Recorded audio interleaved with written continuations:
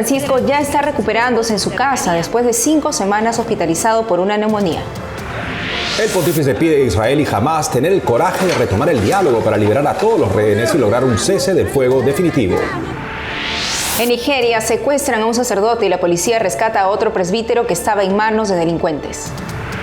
A menos de un mes de la segunda vuelta presidencial en Ecuador, los candidatos Luisa González y Daniel Noboa debaten sus propuestas contra el crimen, el narcotráfico y la recuperación de la economía. La Iglesia Católica reafirma su neutralidad en el proceso electoral.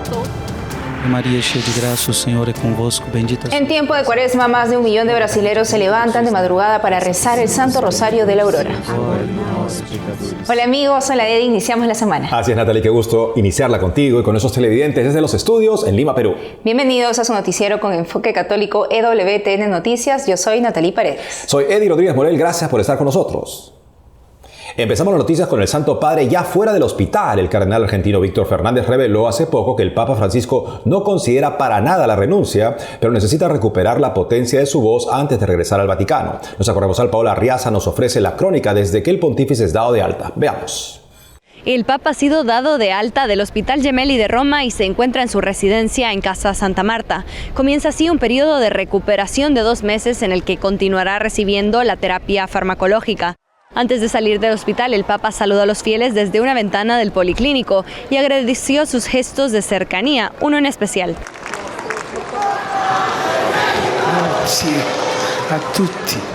Gracias a todos. Y veo a esta señora con flores amarillas. Bien hecho.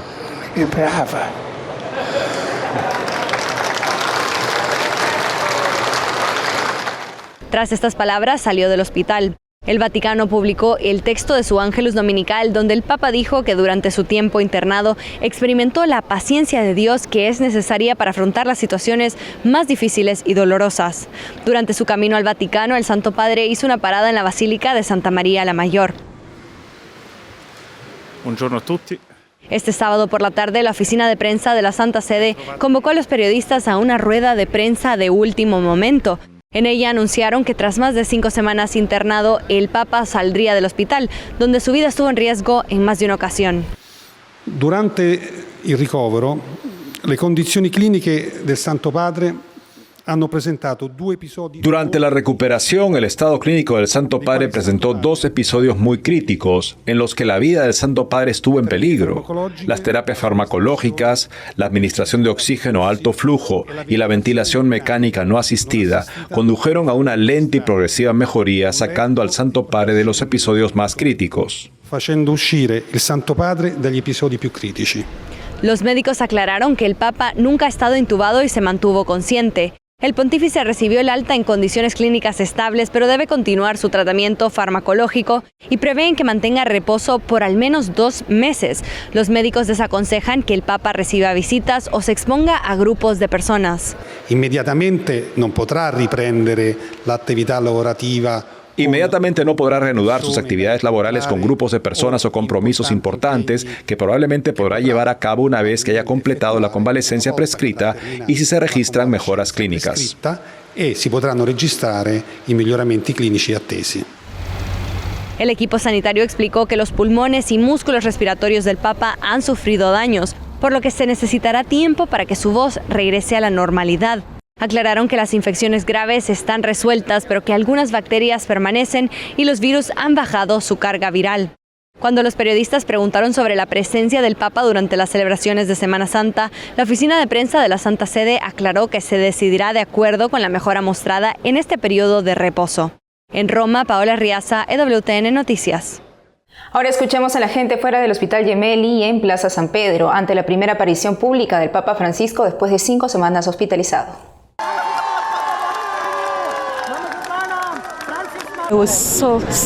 Estaba tan feliz. Ha sido una larga espera. Hemos estado orando desde que supe que estaba enfermo.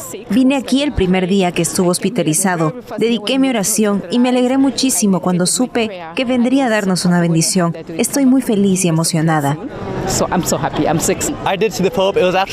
Vi al Papa, fue una experiencia maravillosa. Este es mi último día en Roma, así que es una verdadera bendición verlo antes de partir. Es bueno y esperanzador porque vinimos la primera vez cuando se supo la noticia y pensamos que era el fin, pero me ha alegrado mucho ver al Papa superar todo esto. Es un gran luchador. Lo vi y me siento muy afortunada de estar aquí. Oramos constantemente por él, por su salud, para que podamos contar con él hasta el fin de nuestros días. Como este año es jubileo, tenemos que verlo todos los días. Nos vamos a Ecuador a menos de un mes de definir quién gobernará. Este fin de semana los candidatos Luisa González y Daniel Noboa trataron de demostrar quién es el más capacitado. Hace poco ambos se comprometieron a defender la vida y la familia. Veamos.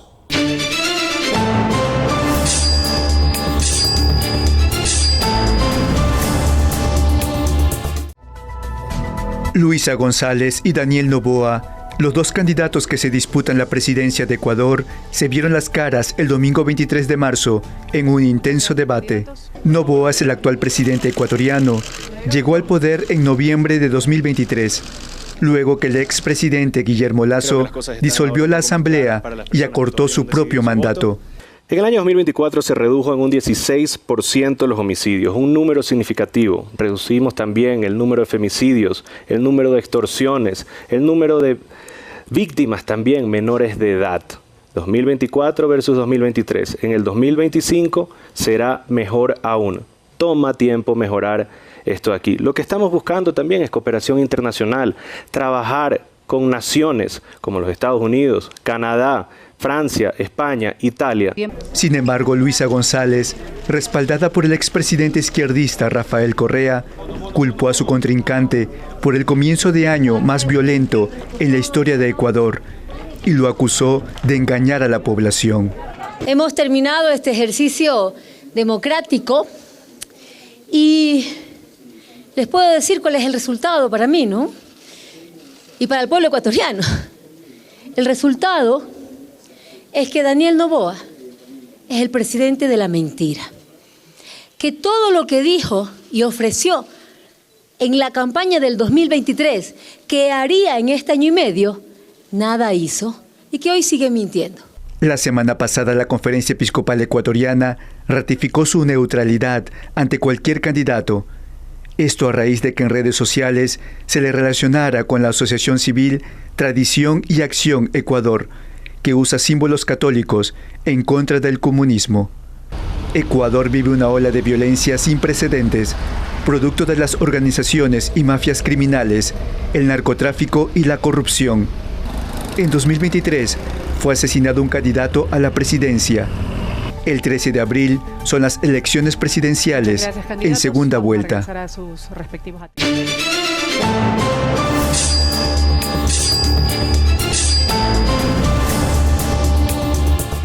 Ahora llevamos la mirada a Tierra Santa, donde una vez truncado el diálogo entre Israel y Hamás, la situación para los rehenes y la gente en Gaza ya es un infierno. Veamos.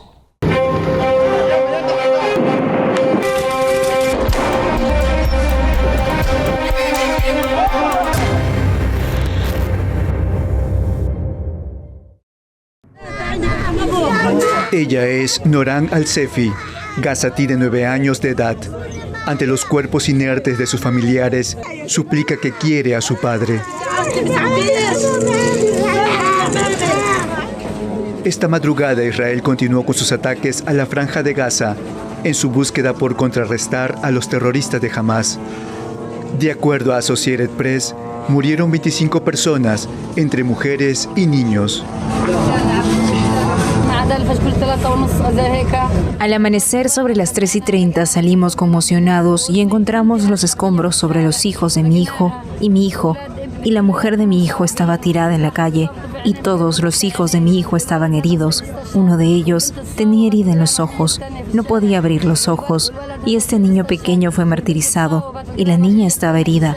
Encontramos tirada en la calle, y el otro niño está durmiendo en el hospital. Dios me basta contra los judíos y los ayudantes de los judíos.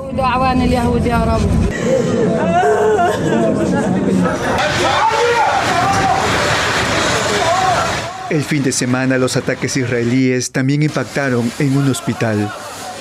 Además, el ejército israelí ordenó evacuar a los pobladores de una zona del sur de Gaza, cerca a la frontera con Egipto. Familias enteras salieron a pie, llevando sus pertenencias. En Jerusalén, un grupo de israelíes se reunió frente a la residencia del primer ministro, Benjamin Netanyahu. Protestaban contra el manejo del tema de los rehenes, la guerra y cambio de funcionarios. Hubo peleas entre la policía y los manifestantes. Estoy aquí para dejar claro al gobierno israelí que sus acciones para arruinar la democracia israelí y dejar a los rehenes en Gaza no pasarán. Estamos aquí para dejar claro que Israel es una democracia y seguirá siéndolo, y que los rehenes de Gaza serán liberados por el gobierno israelí lo antes posible. Las protestas llegaron hasta fuera de la oficina del primer ministro. Lo que me gustaría es un gobierno que elija ir hacia un acuerdo de paz, que elija tratar de hacer de este país realmente un país de paz, un país de vida cooperativa, y no lo que este gobierno ha estado haciendo durante años, que es dividir y gobernar. Por su parte, el Papa Francisco, en el texto del Ángelus Dominical, señaló que le duele la reanudación de los bombardeos israelíes en Gaza, con muertos y heridos. Pide que las armas callen inmediatamente y que se tenga el valor de retomar el diálogo para que todos los rehenes sean liberados y se llegue a un alto el fuego definitivo.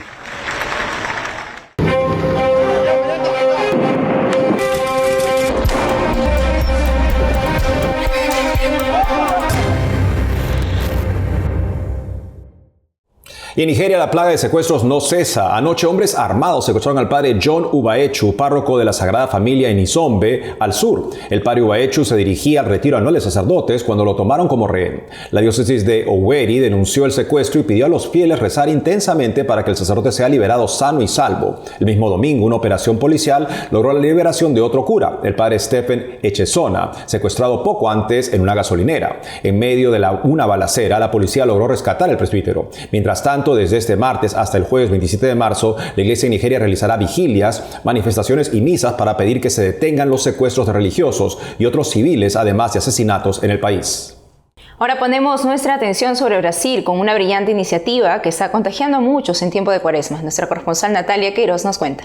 Maria, cheia de graça, o Senhor é convosco, bendita. En este tiempo de Cuaresma, más de 1 millón de brasileños han adoptado la rutina de despertarse a las 4 de la mañana para participar en el Santo Rosario de la Aurora. El rezo es conducido por Fray Gilson Azevedo, sacerdote carmelita, que tiene más de 7 millones de seguidores en sus redes sociales. La proclamación del Santo Rosario es transmitida en YouTube e Instagram. Pai nosso que estais nos céus. Muchos fieles comparten testimonios de conversión y de haber recibido gracias especiales a través del Santo Rosario de la Aurora. Un ejemplo es el de la empresaria Virginia, quien desde 2021 reza en la Aurora y gracias a esta devoción alcanzó la gracia de la curación de su sobrino que padecía una enfermedad grave.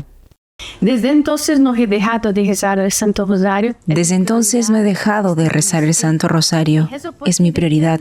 Esté donde esté. Rezo porque dependo de Jesús y creo en la poderosa intercesión de la Virgen María, que nos tiene prometido especial protección.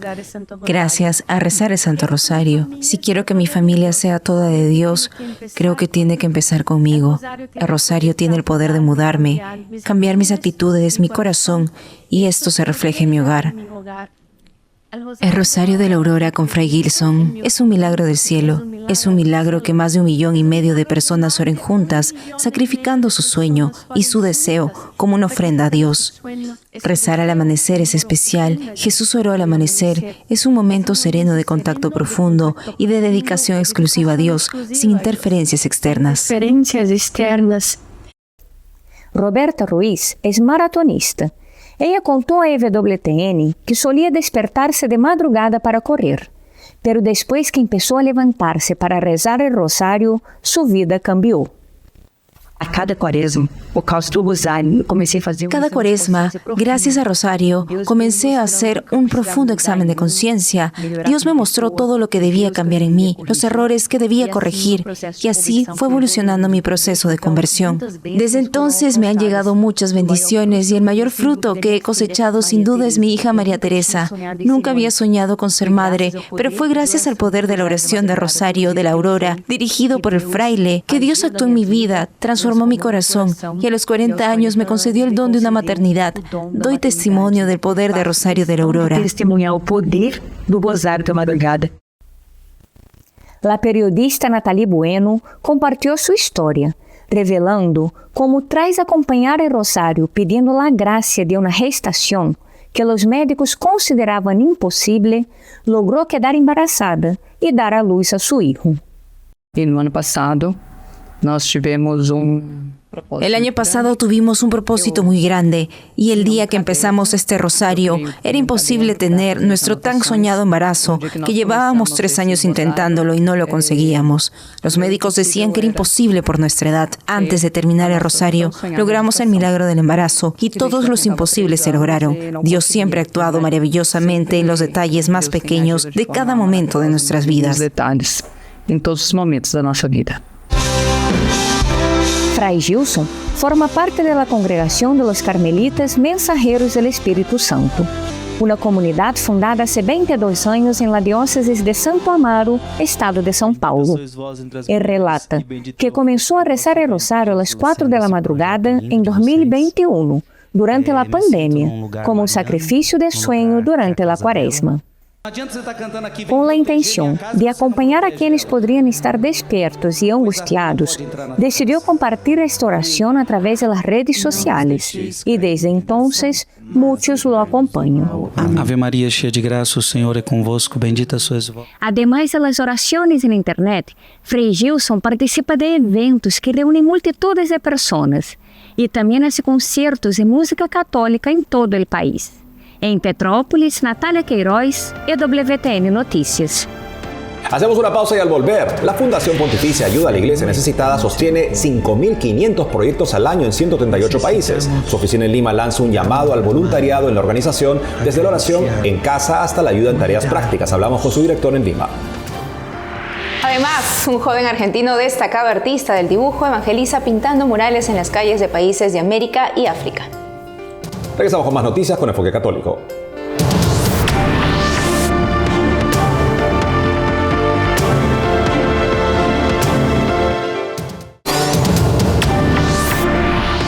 La Fundación Pontificia Ayuda a la Iglesia Necesitada Perú anuncia la apertura de su programa de voluntariado católico, invitando a personas comprometidas a ser puente de ayuda para los cristianos que sufren persecución, opresión o necesidades pastorales en todo el mundo.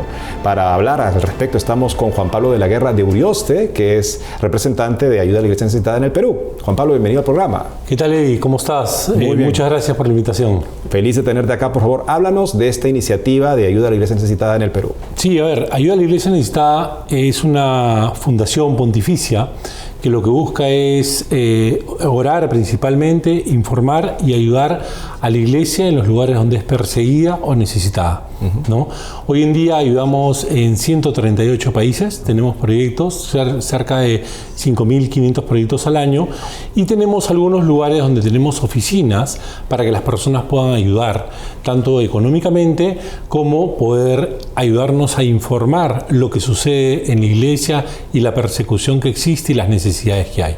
Y esta llamada al voluntariado, ¿en qué consiste el voluntariado al que están convocando ustedes? A ver, como nosotros tenemos acá una oficina hace más o menos un año, lo que queremos ahora es poder llegar a más personas, informarles más de lo que sucede en la Iglesia, y en ese sentido hemos querido lanzar un voluntariado para que todas las personas, todos los católicos que quieran colaborar de alguna manera, puedan hacerlo también donando su tiempo, ¿no? Esto puede ser de diversas maneras. Uno puede ayudar desde su casa, rezando, participando en algunas oraciones o con su grupo de oración, hasta ir a la oficina a trabajar unas horas o de repente hacerlo de manera virtual, o también ayudarnos a difundir esta situación de la iglesia, acompañándonos desde las parroquias, desde sus grupos religiosos, desde sus grupos de oración. Y qué mejor tiempo para comenzar a hacerlo, que estamos en Cuaresma, y uno de los propósitos de la Cuaresma es la caridad, justamente, ¿no? Y poder apoyar una obra que se dedica a apoyar la misión de la Iglesia en las situaciones más difíciles que se pueda pensar en el mundo. Algo que siempre me ha sorprendido yo de la Iglesia Necesitada es cómo la misión de la Iglesia es el sentido de todo lo demás que hacen para el bienestar también material de los diferentes beneficiarios de estos 5.500 proyectos de ayuda. Sí, y cuando uno va conociendo la fundación, que ustedes que nos ven la pueden ver a través de la página web, vas conociendo de verdad las historias de religiosos, laicos, en cada rincón del mundo, que literalmente dan su vida por el Evangelio, ¿no? A veces nosotros, que somos católicos, pero vivimos en una ciudad y nos es fácil poder ir a misa, recibir los sacramentos, hay muchos católicos en el mundo que probablemente por ir a la misa semanal o probablemente por ir a rezar pueden terminar presos o incluso perder la vida. Entonces es una misión hermosa. Cuando uno va conociendo los proyectos, no hay manera de no enamorarse de ayuda a la Iglesia Necesitada, ¿no? Y en ese sentido yo he venido un poco para invitarlos a este voluntariado y para invitarlos a que conozcan las páginas web, a que conozcan las distintas redes sociales, tanto la de Perú como otras, y van a ir conociendo los proyectos. Y si están interesados en poder ayudar desde la oración, que es una de es la piedra angular, digamos, de nuestro trabajo, lo pueden hacer. El voluntariado no es solamente para personas que quieran salir a la calle a hacer, que también, por supuesto, lo necesitamos, pero lo principal o el inicio es desde la oración, desde el lugar donde estén, ¿no? Juan Pablo de la Guerra de Urioste, gracias por hablarnos de esta importante iniciativa de ayuda a la Iglesia Necesitada en el Perú, y también, por supuesto, la información está en pantalla para que muchos se sumen a esta gran misión. Perfecto, muchísimas gracias por la invitación y también felicitarlos por cómo nos vienen informando todo el tiempo de la situación de la Iglesia en el mundo. Una alegría compartir esta misión. Gracias. Seguimos con el programa. Ahora conoceremos la historia de un joven argentino que evangeliza con el despliegue de su talento en una travesía misionera por el mundo. Veamos. Él es Cristian Camargo, un joven artista de 33 años que evangeliza a través de sus pinturas como misionero por el mundo. Su sueño empezó desde niño. A los 17 años ya pintaba sus primeras obras y a pesar de que le decían que como artista moriría de hambre, no se imaginaba la vida sin dibujar, así que decidió seguir el arte. Cristian es hermano trillizo, nació en una familia de espiritualidad franciscana, por lo que fue educado en la fe. Vivir en comunidad en su confirmación lo ayudó a encontrar a Jesús en el rostro del otro y seguir su camino. Yo creo que mi conversión y mi encontrarme con Dios consciente y libre fue desde ahí, y bueno, desde ahí ese camino que te marcó de ahí, creo que siempre en la vida comunitaria, en el resto de los lugares que uno va viviendo, por algo también mi misión hoy en día de lo comunitario tan importante, porque ahí es cuando yo sentí que realmente había encontrado a Dios libremente y conscientemente. En la Jornada Mundial de la Juventud Madrid 2011, Cristian conoció al grupo artístico Filocalia. Conversando con una de las integrantes, ella le preguntó qué hacía con su trabajo y la fe. Eso resonó en su mente y ahí decidió conectar su vida con el arte. En ese momento hice un dibujo, el dibujo que había de Jesús es ese que salió ese mismo día que me di cuenta en Argentina que la respuesta era tan fácil. Y dibujar sus modos, sus formas y cómo yo elijo vivir su vida a modo de Jesús. Así que ese fue el punto clave, darme cuenta de que hay esos caminos que iban paralelos, se unieran ahí. Desde hace años, Cristian trabaja junto a pastorales, movimientos y agrupaciones católicas. Su trazo se volvió un sello inconfundible de la comunidad católica en Argentina y en el mundo digital. Yo hice una pregunta que en ese momento para mí fue más técnica, ahora creo que fue más espiritual que otra cosa.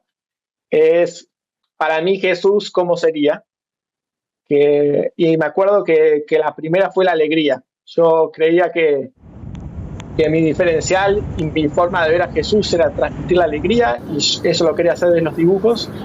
Y después puse un par más de características, como decías, la esperanza, lo comunitario, la vida comunitaria.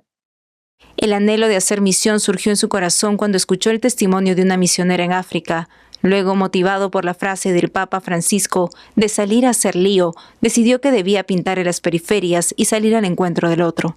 Salir a hacer una misión itinerante, a caminar por las calles y pintar con las comunidades, preguntarle qué quieren pintar ellos y yo ayudarlos a pintar. Y ahí arranqué de a poco, ahí primero pintando con los amigos que confiaban en lo que uno proponía sin haberlo visto. También me acuerdo que en ese momento le escribí a Cristóbal Fones, el cantante, que él iniciaba una misión itinerante y que tiene mucha más experiencia, preguntándole consejos. Bueno, él me ayudó mucho. En Argentina pintó 29 murales en casi todas las provincias del país en 2019. En 2020 fue invitado por un grupo de jóvenes de la Consolata de Colombia, su primera experiencia fuera del país. Así fue que nació Murales por la Paz, en el contexto del conflicto armado de Colombia, donde Cristian trabajó con comunidades religiosas y con organizaciones comprometidas en los lugares más afectados por la violencia. Bueno, uno se encuentra con mucha gente que está remando contra corriente, entonces también a uno le da esperanza a seguir caminando, y en ese encontrarse también se va encontrando con gente que lo apoya a uno, porque cree en la misión que hace uno. Una de las últimas misiones de Cristian fue a Kenia, África. Antes de partir, tuvo un encuentro con el Papa, quien le dijo que siga con su misión y que rezaba por eso. Cuenta que sus días en Kenia fueron un regalo, sobre todo por la gente y los niños. Los niños, más que un artista, te ven como un mago, y encima que uno lo haga parte de esa magia que se puede decir de que en un día, dos, de repente haya un dibujo gigante en la pared. Es hermoso, los chicos nos reciben con mucha felicidad y en general los adultos terminan transformándose en niños. Cristian tiene como protectores a la Virgen de Luján y a San Francisco de Asís, sus patrones a quienes siempre encomienda su misión. Nos despedimos viendo el rezo del Santo Rosario en la Plaza de San Pedro por el Papa Francisco, coincidiendo con su alta médica. En la devoción que le acompañó durante 5 semanas, esta vez se pidió al Señor para que lo bendiga con una pronta y completa recuperación. Nos unimos a ello. Hasta mañana.